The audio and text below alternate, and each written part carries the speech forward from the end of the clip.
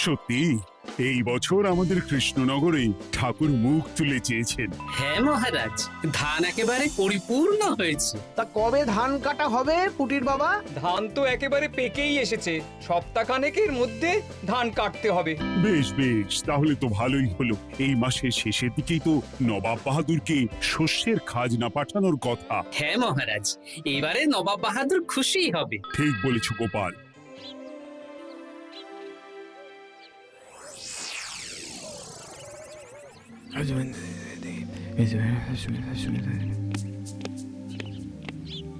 প্রণাম খাম্বাজরাজ। ওই তো কৃষ্ণনগরের মন্ত্রী চলে এসেছে। ও, এর কথাই তুমি বলেছিলে? হ্যাঁ, ওই রাজ্যের সব খবরাখবর আমায় দেয়। ইনি কে? ইনি হলেন জমিদার কেশকান্ত বর্মন, আমার রাজ্যেরই দক্ষিণ পশ্চিম গ্রামের জমিদার, আমার প্রিয় বন্ধু। নামটা বেশ অন্যরকম, কেশকান্ত। আসলে ওদের বংশ পরম্পরায় সকলের উন্নত ঘন কেশ আছে, তাই ওদের পরিবারের সবারও নামে একটা করে কেশ আছে। আমি খাম্বাজ রাজের সৌমিত্র এবং সুপরামর্শদাতা। কিছুদিন আগে আমার মাথায় খুব খুশকি হচ্ছিল, মাথার চুল পাতলা হয়ে আসছিল। কিন্তু আমার পরামর্শে একটা তেল মাখতেই মহারাজের মাথার চুল এখন ঘন হয়ে উঠেছে, আর কোনো সমস্যা নেই। বাবা বাবা, ভালো ভালো ভালো। এবার তাহলে কাজের কথাটা বলে দিন। এবারে তো শুনলাম তোমাদের রাজ্যে অনেক ধান উৎপাদন হয়েছে, তাই স্বাভাবিকভাবে নবাব বাহাদুরের কাছে রাজস্ব অনেক বেশি দেবে, কি তাই তো? হ্যাঁ, এবারে রাজস্ব দানে কৃষ্ণনগরই প্রথম হবে। না, তা হবে না। নবাবের কাছে অত ধান পৌঁছবে না, এমনকি কৃষ্ণচন্দ্রের কাছেই চাষিরা বেশি ধান রাজস্ব দিতে পারবে না। সেটা কি করে হয়? পাকা ধানে মই দিতে হবে। বললাম না, ও আমার সুপরামর্শদাতা। হ্যাঁ, আমার মন্ত্রীকে বাণিজ্যের কাজে বাইরে পাঠিয়েছি কিছুদিন, তাই কেশকান্ত মাঝে মধ্যেই আমার কাছে আসে, গল্পগুজব করে আর সুপরামর্শ দেয়। কিন্তু আমি কি করব? তুমি রাতের অন্ধকারে চাষিদের ধান জমিতে পাকা ধানে মই দিয়ে দাও, এমন ভাবে কাজটা করবে যাতে কাকপক্ষীতেও টের না পায়। আর তাতে আমার লাভ? প্রত্যেক বছর নবাব রাজস্ব দানে বিজয়ীকে ৩,০০০ মোহর দেয়, আমি তোমাকে তার থেকে ১,০০০ মোহর উপহার দেব। ১,০০০ মোহর? হ্যাঁ হ্যাঁ, যাও যাও যাও, কাজটা শুরু করে দাও। আচ্ছা।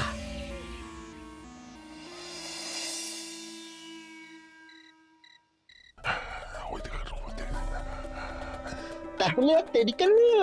মন্ত্রীমশাইয়ের কথা মতো কাজ শুরু কর। হ্যাঁ হ্যাঁ, চল।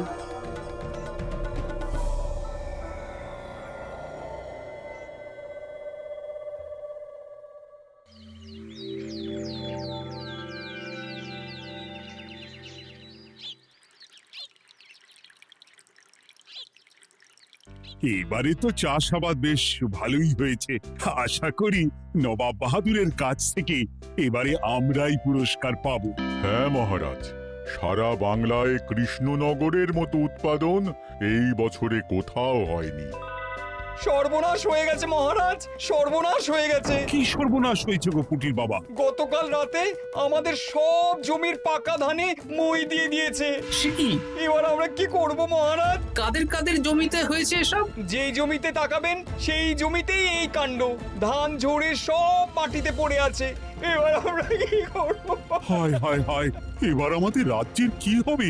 নবাব বাহাদুরকে তো জবাব দিতে পারবো না। বড় বিপদ হয়ে গেল, রাজ্যে গ্রহের প্রকোপ নেমে এলো। ও, আর কদিন পরেই আমার টেকে আসবে ১,০০০ মোহর। ঠিক আছে, তোমরা সবাই এখন বাড়ি যাও। না, আমার মন মেজাজ ভালো নেই।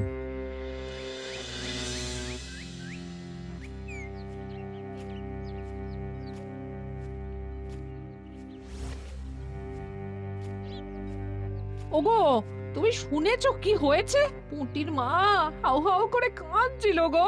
হ্যাঁ গিন্নি, পুঁটির বাবা কয়েকজন চাষি ভাইদের নিয়ে রাজসভায় এসেছিল। শুনলাম রাতারাতি কে বা কারা চাষ জমিতে পাকা ধানে মই দিয়েছে। কত বড় সর্বনাশ হয়ে গেল বলো? কি হবে গো? কি যে হবে ভগবান জানে। বলি, তুমি পারলে না পুঁটির পুটিদের একটু সাহায্য করো। হ্যাঁ, আমি মনে মনে ভেবেই রেখেছি বুঝলে, এবার বেতন পেলে পুঁটিদের বাড়িতে মাসোহারার জিনিসপত্র দিয়ে আসবো। নবাব বাহাদুরের কাছে মহারাজ খাজনা কিভাবে দেবেন? সেটাই তো বুঝতে পারছি না। আপনি এত চিন্তা করবেন না। রাজবাড়ির ভাড়ার থেকে আপাতত কিছু বস্তা ধান পাঠানোর ব্যবস্থা করুন। তারপর নবাব বাহাদুরের কাছে গিয়ে বলবেন, আস্তে আস্তে সব দিয়ে দেবেন মহারাজ। তাই করতে হবে, তাছাড়া তো আর অন্য কোনো উপায় দেখতে পাচ্ছি না। কিন্তু এবারে আর আমাদের মান রক্ষা হবে না। দেখি দু একদিনের মধ্যেই যতটা সম্ভব ভাড়া থেকে ধান পাঠানোর ব্যবস্থা করব।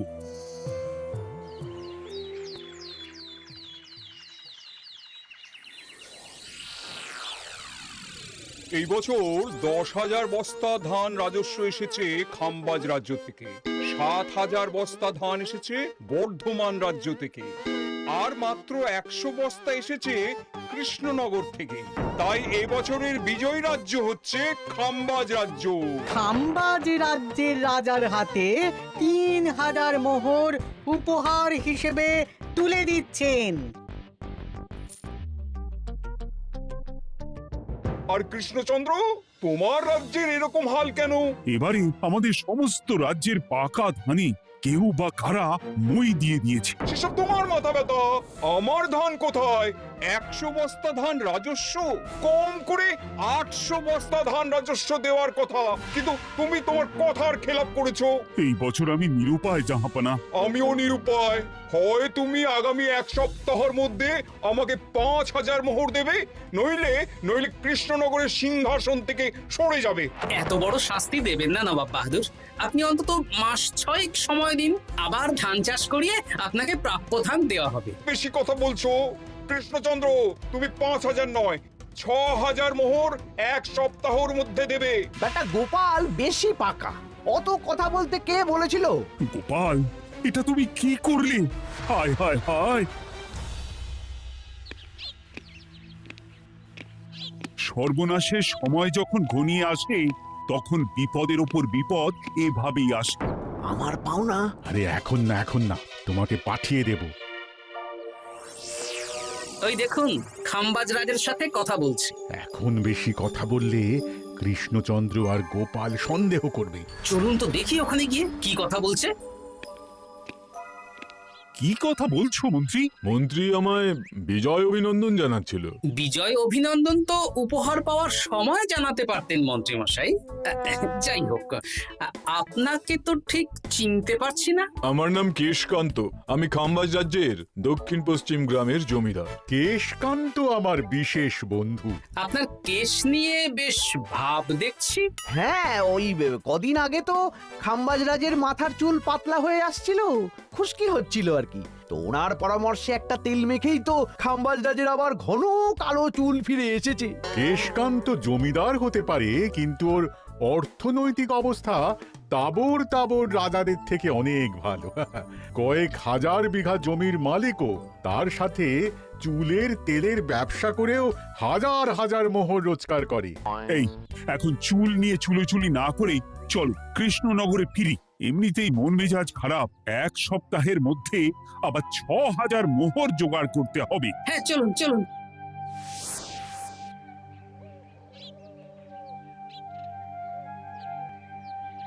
আচ্ছা মন্ত্রীমশাই, আপনি এই কেশকান্ত জমিদারের ব্যাপারে এত কিছু জানলেন কি করে? ওনার সাথে তো আমাদের আজই প্রথম দেখা। হাওয়ায় কত খবরই ভেসে আসে, সেরকম আমার কানেও এসেছিল। এসব বাদ দাও। গোপাল, মন্ত্রী, দুজনেই ভাবনা চিন্তা করো কিভাবে 6,000 মোহর জোগাড় হবে। পাকা ধানে মই পড়লো, এখন আবার এত বড় বোঝা। আমার কাছেও মহারাজ বেশি অর্থ নেই, সব মিলিয়ে মিশিয়ে ওই 150 থেকে 200 মোহর মতো আছে বাড়িতে। যদি বেশি থাকতো আমি আপনাকে নিশ্চয়ই সাহায্য করতাম মহারাজ। তাও করতেন কিনা সন্দেহ। তুমি চুপ করো। মন্ত্রীমশাই ওই লোকটাকে জানলো কি করে? এই লোকটাকে তো আগে দেখারই কথা না। না, ব্যাপারটা নিয়ে ভাবতে হবে। চলুন চলুন।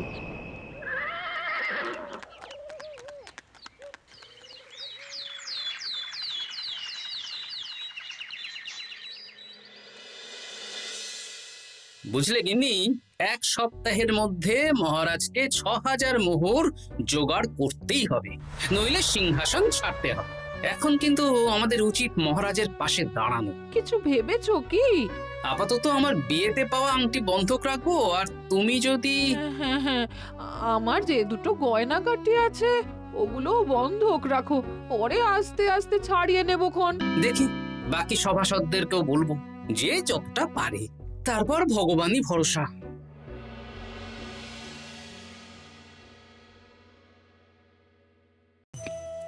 আপনি এত চিন্তা করবেন না মহারাজ। চিন্তা না করে কি আর কোনো উপায় আছে? সিন্ধুকে যা আছে তা দিয়ে 3000 মোহর হয়ে যাবে, কিন্তু তারপর আর কি করব? এবার কি নিরুপায় হয়ে জায়গা জমি বিক্রি করতে হবে? কিছু একটা করতেই হবে। আপনি গোপালকে একবার বলে দেখুন, প্রত্যেকবার যখনই বিপদে পড়েছেন তখন গোপালই আপনাকে বাঁচিয়েছে। দেখি আগামীকাল রাজসভা শুরু হওয়ার আগে গোপালের সাথে ব্যাপারটা নিয়ে আলোচনা করব।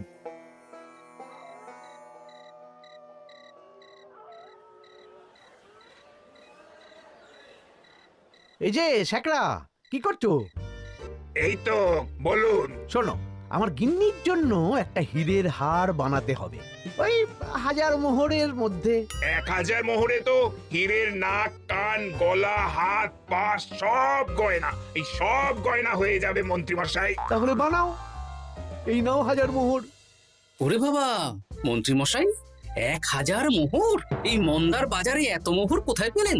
গতকালই তো বললেন আপনার কাছে 150 থেকে 200টা আছে। সে যেখান থেকেই পাই, তাতে তোমার কি? না, আমার কিছু না। শেখা, আমি কয়েকটা গয়না বন্ধক রাখবো। দেখি কি আছে। এই সব মিলিয়ে এতে আমি 15 মোহর দিতে পারবো। বেশ, তাই দাও। আমি ধীরে ধীরে শোধ করে গয়নাগুলো ছাড়িয়ে নেব। হ্যাঁ, মন্ত্রীর ব্যবহারগুলো বেশ সন্দেহজনক লাগছে। দেখি, গুপ্তচরকে কাজে লাগাতে হবে, মন্ত্রীর পিছনে ছায়ার মতো লেলিয়ে দিতে হবে।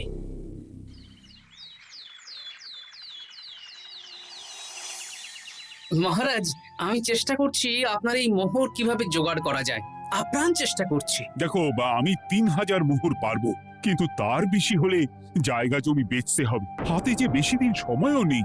আচ্ছা মহারাজ, দেখছি। তবে মন্ত্রীমশাই চাইলেই আপনাকে 1000 মোহর দিয়ে সাহায্য করতে পারতেন, কিন্তু উনি তা না দিয়ে ওনার গিন্নির গয়না বানাচ্ছেন, হীরের গয়না।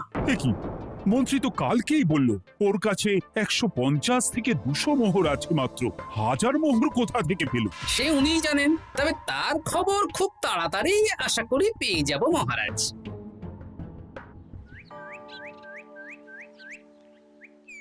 কাজটা একদম ঠিক করলেন না মন্ত্রী মশাই। আপনার কথা শুনে আমরা সবার জমির পাকা ধানে মই দিলাম, কিন্তু আমরা একটা পয়সা পেলাম না। আপনি যে এই কাজ করার জন্য খাম্বাজ রাজার কাছ থেকে ওই 1000 মোহর উপহার পেলেন, সেটা দিয়ে গিন্নির গয়না বানাতে দিলেন, কিন্তু আমাদের বেলায় লবডঙ্কা। আরে তোদেরকেও দেবো, একটু সবুর কর, আগে গিন্নির মাথাটা ঠান্ডা করি। না না, আমাদের এক্ষুনি চাই। আরে এক্ষুনি কি করে দেবো, আমার হাত খালি। আচ্ছা আচ্ছা, ঠিক আছে, এই নে 2 মোহর ধর, 2 ভাই ভাগ করে নি, পরে আরো দেবো। এটা কিন্তু ঠিক না। এসব আলোচনা খোলামেলা জায়গায় করা উচিত না। উফ, পরে তোদের সাথে কথা বলবো, এখন যেতে দে, বাজার করব, তারপর আবার রাজসভা আছে।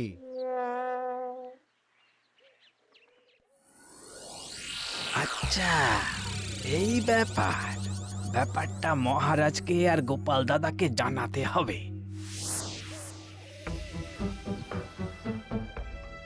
গোপাল দাদা, মহারাজ আসল খবর পেয়ে গেছি। কি খবর? আমি একটু আগে শুনলাম। কাজটা একদম ঠিক করলেন না মন্ত্রী মশাই। আপনার কথা শুনে আমরা সবার জমির পাকা ধানে মই দিলাম, কিন্তু আমরা একটা পয়সা পেলাম না। আরে তোদেরকেও দেবো, একটু সবুর কর। মন্ত্রী আমি না তোমাকে মেরেই ফেলবো। মহারাজ, মন্ত্রী মশাই এখানে গৌণ। উনি অর্থের লোভে এসব করেছেন, আর ওনাকে দিয়ে করিয়েছেন খামবাজ রাজ। হ্যাঁ, যাতে এবারে বিজয়ী হতে পারেন। তাই আপনি এই খবর পাঁচ কান করবেন না মহারাজ। আমি খামবাজ রাজ আর ওই কেশকান্তর কাছ থেকে ক্ষতিপূরণ ঠিক আদায় করে আনব। কিন্তু কিভাবে? শুনুন তাহলে।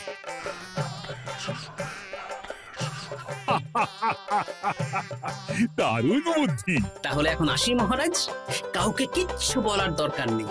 আপনি শুধু আগামীকাল সন্ধেবেলা খামবাজ রাজের দরবারে চলে আসুন। পারলে নবাব বাহাদুরকেও সঙ্গে করে নিয়ে আসুন। হ্যাঁ,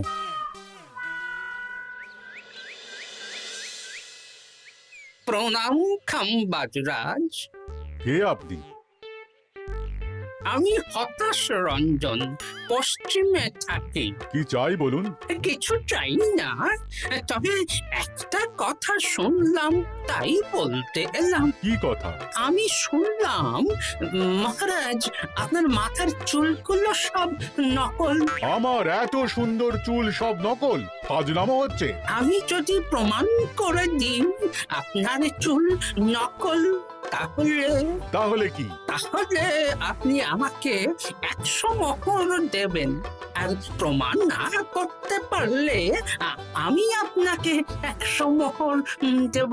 বেশ, দেখো, এক্ষুনি দেখো, আমারই তো 100 মোহর লাভ হবে। এখন না, এখন না, আজ সন্ধেবেলায়। বেশ বেশ, তখনই এসো। এবারে জমিদার কেশকান্তর বাড়ি যেতে হবে।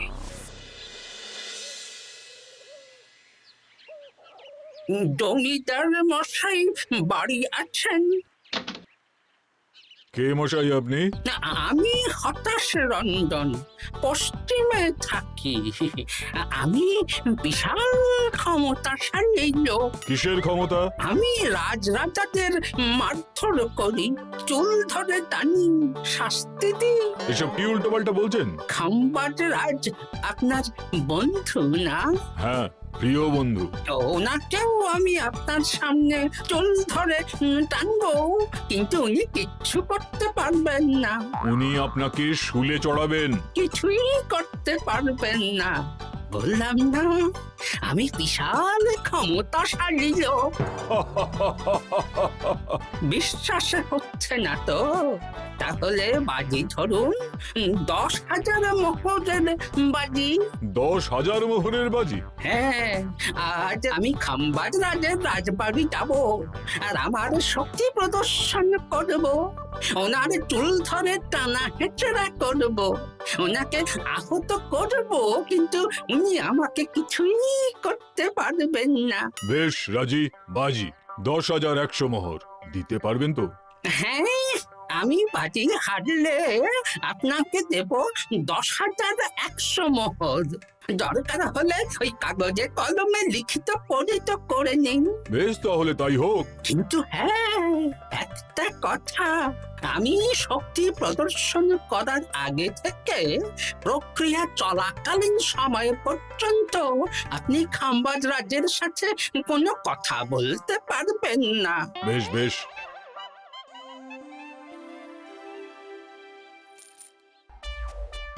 তাহলে শুরু করি। শুরু করো। এবার আমি প্রমাণ করেই ছাড়বো।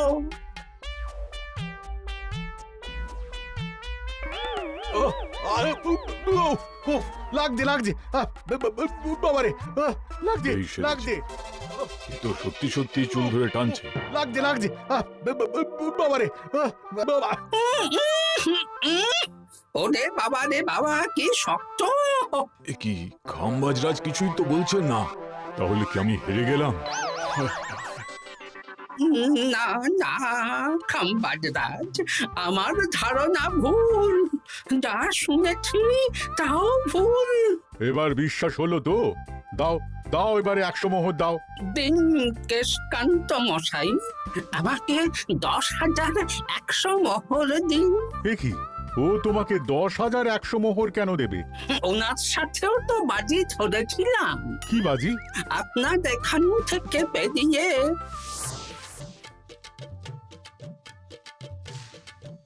এবারে দিন তো দেখি। সব কাগজ কলমে লেখা আছে। এই নাও। হায় হায় হায় হায়। সাবাস গোপাল, সাবাস, তুমি আমার মুখ রক্ষা করেছো। গোপাল, কৃষ্ণচন্দ্র, নবাব বাহাদুর, আপনারা?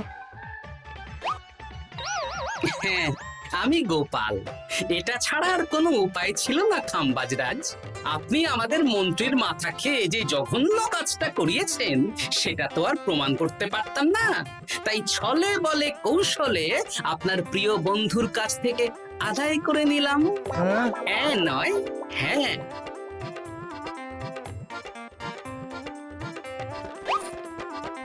এই নিন মহারাজ। এতে কত মোহর আছে? 10,100 মোহর।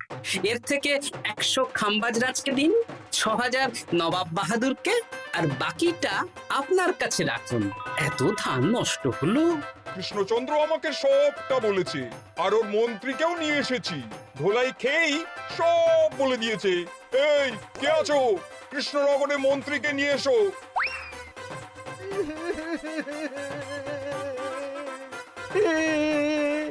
মার খেয়ে আমি সব বলে দিয়েছি খাম্বাজরাজ। উদ্ধার করে তো জাহাপানা, আমাকে ক্ষমা করে দিন। এর কোনো ক্ষমা নেই। তোমাকে আমি কারাগারে বন্দি করব। হায় হায় হায়, সামান্য টাকার লোভ করতে গিয়ে পুরো মাঠে মারা গেলাম।